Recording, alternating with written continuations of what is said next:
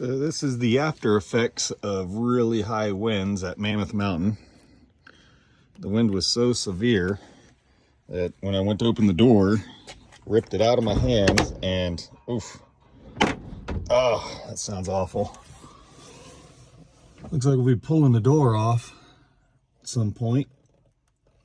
Going to straighten and move the door back out so it will not come into contact with the body.